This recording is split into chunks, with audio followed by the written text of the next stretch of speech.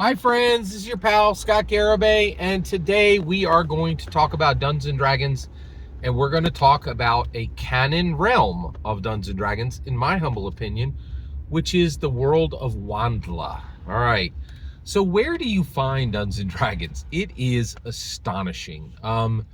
It's you couldn't make this up. Like, I am telling you right now, the complexity on Dungeons and Dragons canon is so shockingly high, and it has infiltrated so many worlds, and it's almost impossible to not connect your world to Dungeons and Dragons today. And also, I'm going to tell you, I think the vast majority of D&D canon realms, the owners of those realms are not aware that their realms are canon to Dungeons and Dragons.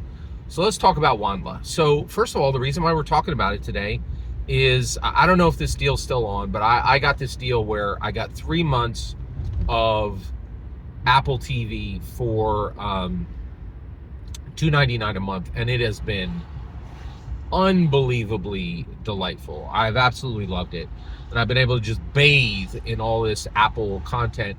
And I feel like I really love Apple content. Like I've never been rich enough to own an Apple phone. I don't know if you know this, but Apple is outrageous. Apple is great tech, but it is a terrible value, right? It's just not worth the money. Basically, let me explain this to you, okay? Um, if you pay $100 for if you pay $100 for an Android phone, you're getting $150 of value. Okay. If you pay so you pay 100, you get $150 of value. Okay.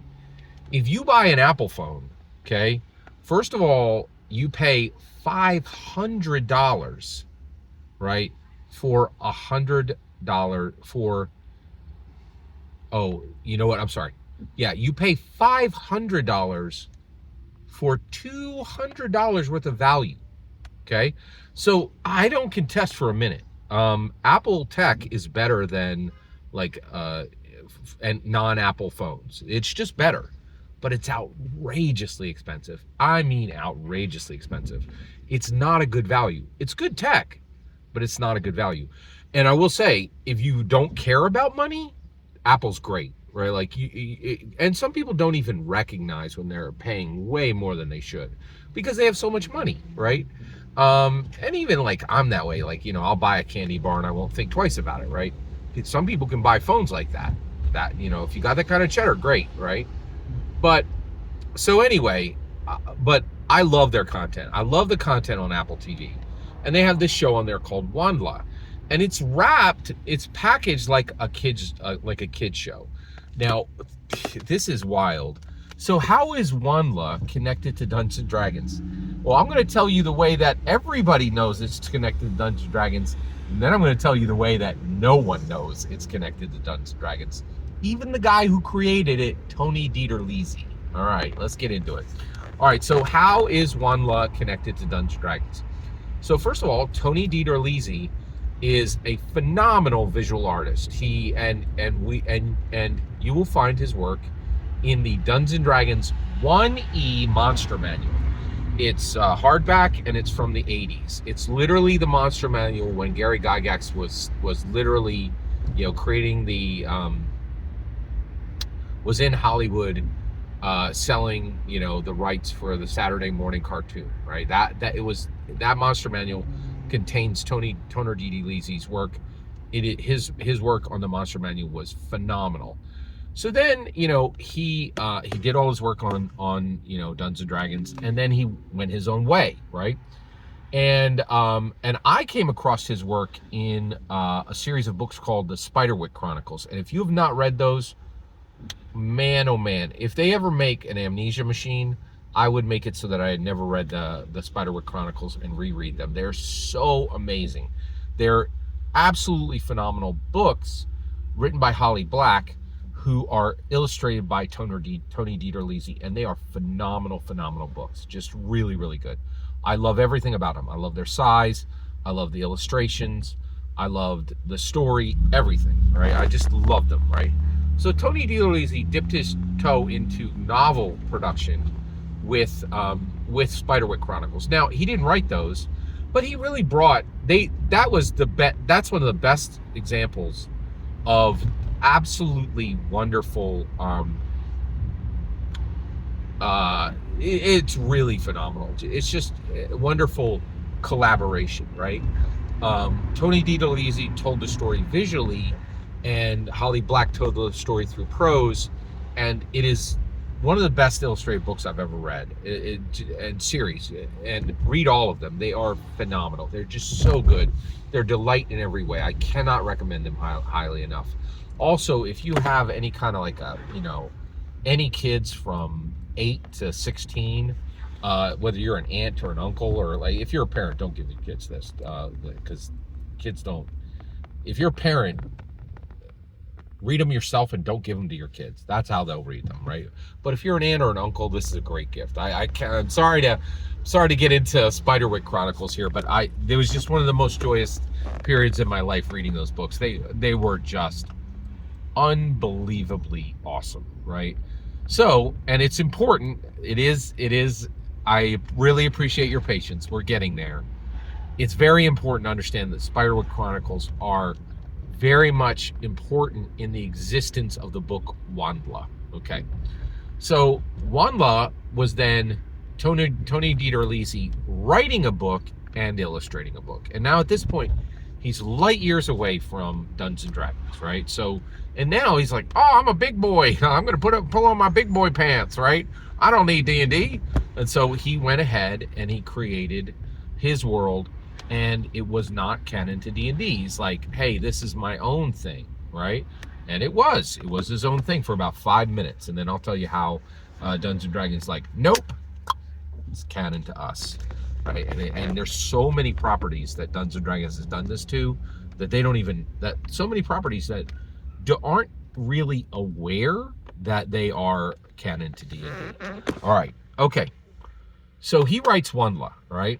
And actually, no spoilers for Wondla in this video. So he writes Wondla, right? And it's very good. It's a good YA illustrated novel. Okay, so young adult illustrated novel. And by the way, that is I really love this genre. I love YA illustrated novels. Fantastic. I can't get enough of them. I really dig them. Yeah. By the way, Larklight, if you've never read that, is another phenomenal one. Not done by Tony DiTerlizzi, just it's different, right? But I just got to mention it here. All right. So he writes Wondla, right? Now, how does Wondla snap back into canon on Dungeons and Dragons? Look at this. So one of the characters is Rovender the Pathfinder. Okay, he's just one character in the book. I won't tell you anything about him because I said no spoilers, right? And look at those red stairs. Isn't that cool? Very cool. All right. So at this point, right, it's really fascinating, right? So at this point, you get to the point where you're like, how does Wondla now connect to Dungeons & Dragons? Well, they made Funko Pops of the characters, right? You're like, well, Scott, how does that make it canon to D&D? How do you make something canon to D&D? You make miniatures that are perfectly at the scale of the D&D miniatures that have been made to use in the game, right? In Dungeons and Dragons. So Funko Pop has made miniatures, and actually, which is just a regular size Funko Pop. You can use those as miniatures for your game. Yeah, they're like 6 inches tall, or they're about 5 inches tall, right? But they work just fine. I've run with Funko Pops. If you haven't done it, it works great, actually. And one of the things is, when I use them, I don't do it. It's not like 5-inch scale. It's just to show positioning, right? And they work extremely well. What I've done, the one that I've done them for, there's just so many worlds, and that's why I use them. It's like if there's a world, they're excellent. Okay, so if you don't know, Dritsto Erden and about a half a dozen other Dungeons and Dragons miniatures were made, just regular size Funko Pops, which is establishes as a miniature for Dungeons and Dragons, right? It also says, hey, Funko Pop is like, we're a shared world, right? So you can put Tony Soprano right next to Captain Marvel. That's the point, right? And tell stories with them, right? They've even made their own games to do that, right? So it's a shared world.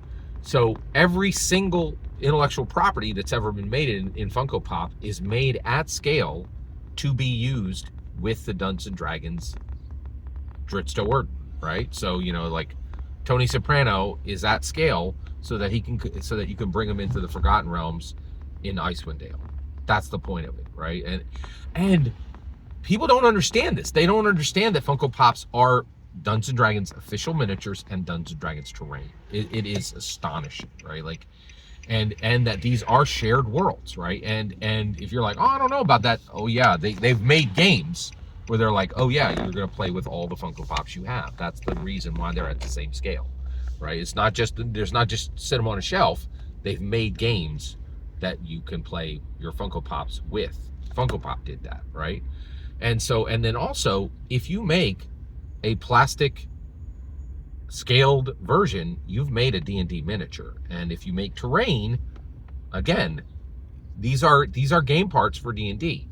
And the vast majority of the world does not understand how this works. And I don't think even Tony DiTerlizzi realized that he made Wondla separate than D&D, but it's now fully canon to D&D, right? And in my humble opinion, and the reason why is I think Dungeons and Dragons infiltrates properties. It is astonishing how clever and how good this is. And a lot of this is because of James Wyatt. James Wyatt hacked the executive suite, like, of every company in the world. And I think they'll write books about this someday, no question. Every single word you just heard in this video is my humble opinion. Nothing more, nothing less. The important part is when I get to hear your humble opinion, when you get in the comments and send your traffic. Please consider liking, subscribing, and have a fetch millennium.